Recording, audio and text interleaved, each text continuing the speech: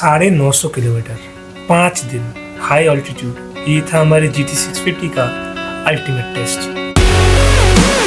हमने अपने बाइक्स को सिलीगुड़ी से नाथुला पास तक धकेला।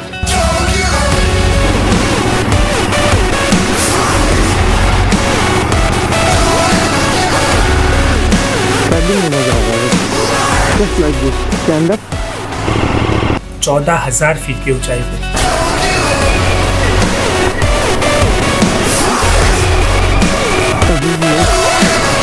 और इस राइड ने बाइक तो तोड़ा ही है, लगता है मुझे भी तोड़ दिया है।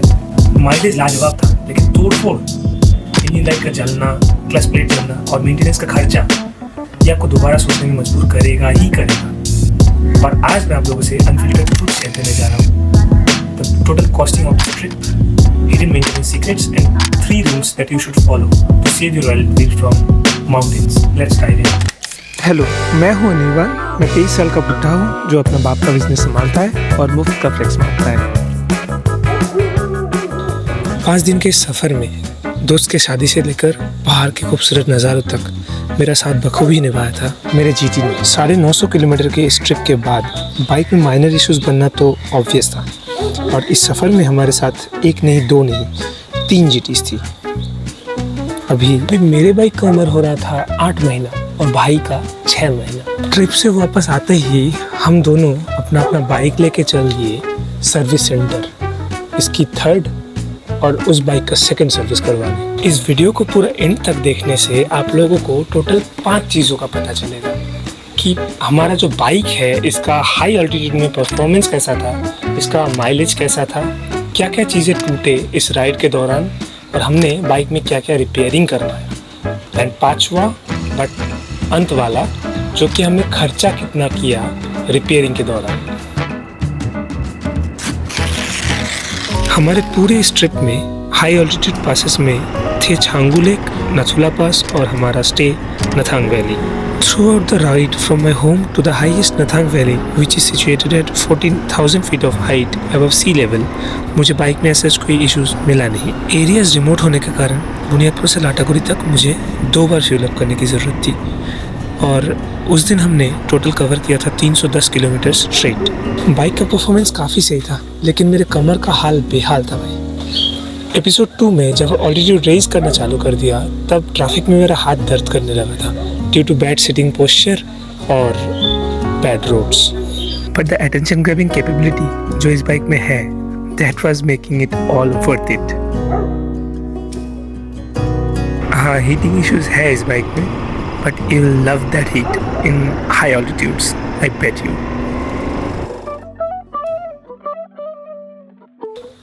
सिलीगुड़ी से गैंगटॉक तक पहुंचने में बाइक ने हमको हैरान कर दिया था। Through out the high altitude manoeuvre इसका माइलेज सेम रहा। छांगू लेक 12,313 फीट, नाथुला पास 14,140 फीट, नथांग वैली 13,200 फीट।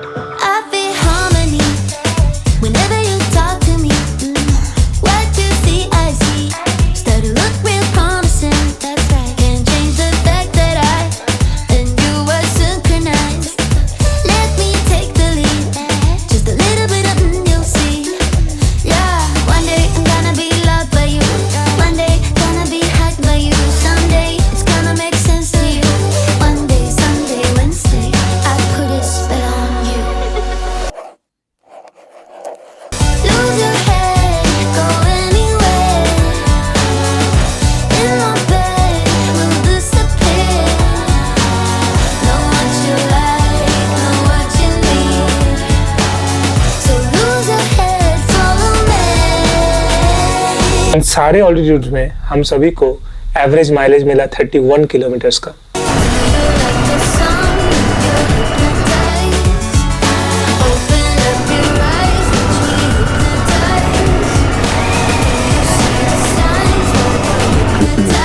यहाँ मैं एक चीज़ बोलना चाहूँगा, माइलेज डिफरेंशिएट करता है राइडर के ऊपर। रिब मैचिंग एंड एक अच्छा मोमेंटम बिल्डअप करके अगर आप चलाओगे तो you will get some good mileage out of this beast.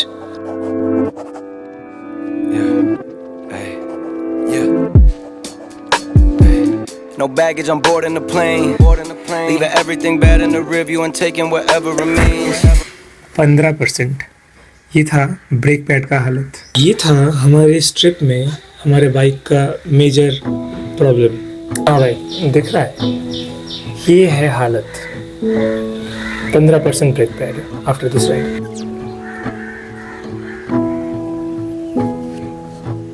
इसके अलावा पूरा ट्रिप में हमारा बाइक में इंजन मैल्फंक्शन लाइट जलना ये तो आम बात है जीटी के लिए।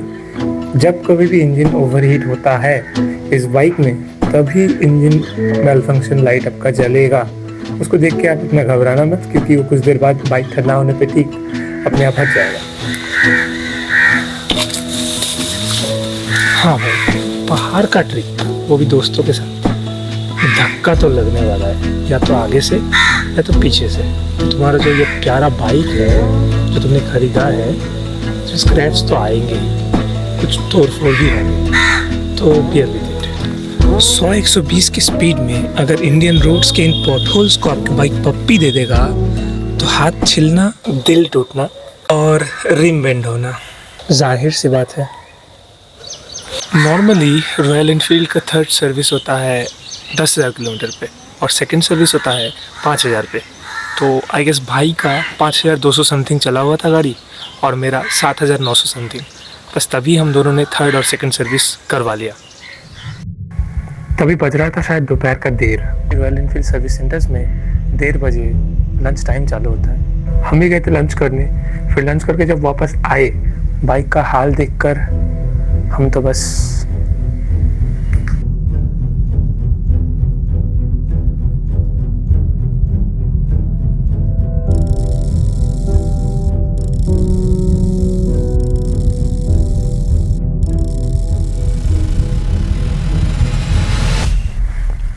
wait, let me explain। Actually बात ऐसा है कि ये जो बाइक रखा हुआ है सर्विस सेंटर में, ये हमारा नहीं है, ये किसी और का है जो 2 दिन से वहाँ पे पड़ा हुआ है। और इस बाइक में बहुत मेजर इश्यूज आ चुके हैं। तो इसी बाइक के बदौलत हम लोगों को ऐसा कुछ चीज़ें पता चला जो कि हम लोगों को बाइक को लॉन्ग टर्म में सस्टेन करने के लिए बहुत हेल्प करेगा। जिसमें कि पहला ऑप्शन है रेव मैचिंग सीख लो। दूसरा चीज़ ये है कि आप मोमेंटम बिल्ड करके बाइक राइड करना सीख लो। और तीसरा मोस्ट इम्पॉर्टेंट चीज़ ये है कि भाई बाइक ख़रीदा है शौक करके, तो किसी अनारी को देके वो ख़राब क्यों करना। पहली बार में कुछ नहीं होगा, लेकिन 5वीं बार में गाड़ी का डैमेज होगा ही होगा। और ये चीज़ मैं आपको सभी को बता रहा हूँ कि शौक करके आपने बाइक ख़रीदा है तो ये किसी अनाड़ी के हाथों में देके इसको डैमेज मत करो। खुद चलाओ, अच्छे से चलाओ और राइडिंग को सीखते जाओ। और ये क्लच प्लेट जलने का जो सिलसिला है वो इस जीटी के साथ 1 बार नहीं, 2 बार नहीं, 3 बार नहीं, 7 बार हो चुका है भाई। और एक बार में इसका खर्चा आता है लगभग 15,000 रुपये। तो यहाँ पे मैथ है, आप लोग हिसाब कर लो खुद।